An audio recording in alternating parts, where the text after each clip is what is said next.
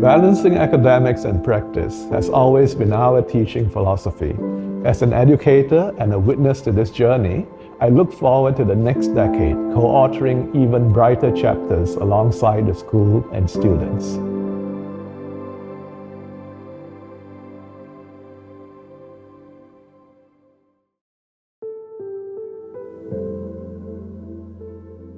After graduating from college, I went to UC Berkeley.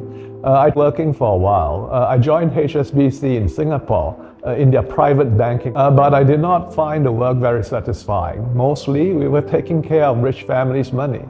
It didn't really appeal to my desire to find purpose in my life.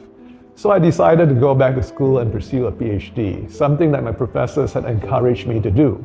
Now, you have to understand that during my undergraduate years in the late 1980s, the job market for academics had been expanding for the previous 30 years. There had been a shortage of professors, and as the number of college students was steadily increasing, they were always looking to hire new professors.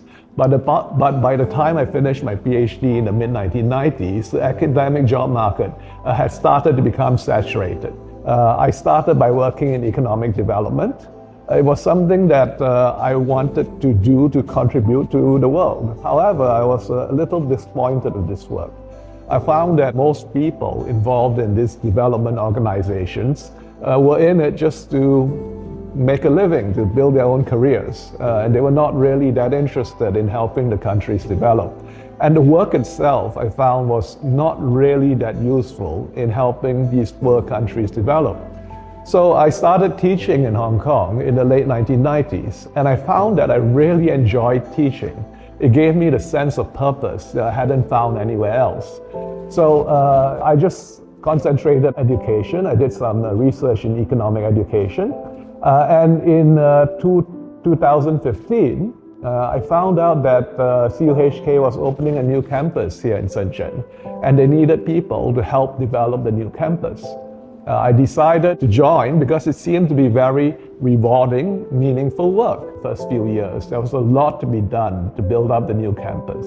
But I was glad to be part of this process. And seeing this new university build up and grow has been one of the great joys of my life.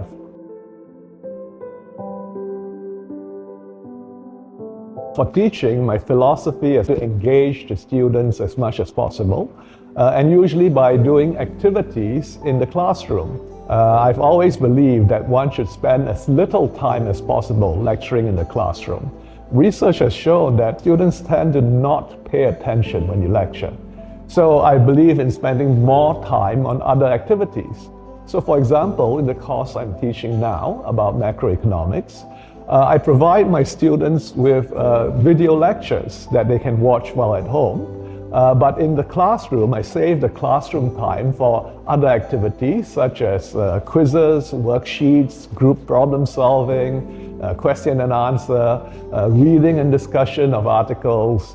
These are all things that I believe engage the students much more. Usually, they keep me after class for quite a long time, even up to an hour, just answering questions. But these questions will usually be about the class material.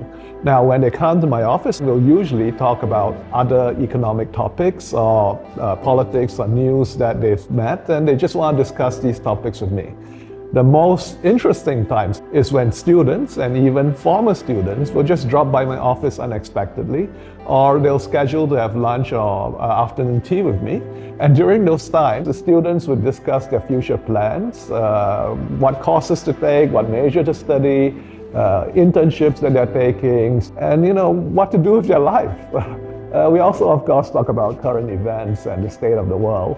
And these are part of the best memories of my time in CUHK. Another reason I believe is that when students join our university now, it's quite easy for them to choose which school to join and which study program they wish to do. So for us today, students can change their programs quite easily and find something that better suits them.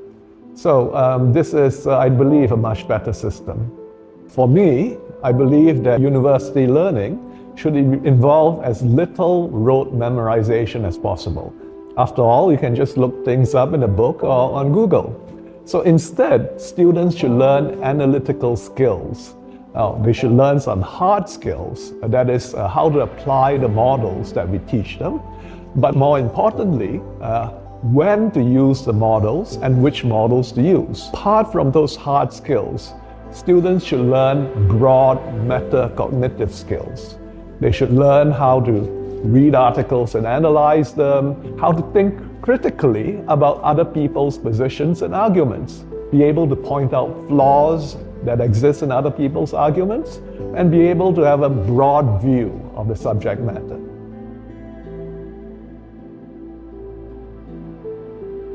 When our school first started, we had to create almost all of the procedures from scratch.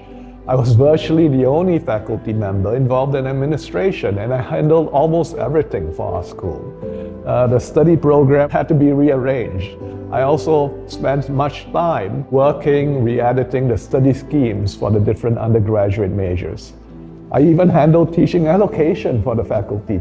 But eventually, we set up procedures that were more formalized. And now I'm happy to report that our school runs quite well. We've got everything worked out and things run smoothly. I believe that our university and SME has a bright future ahead.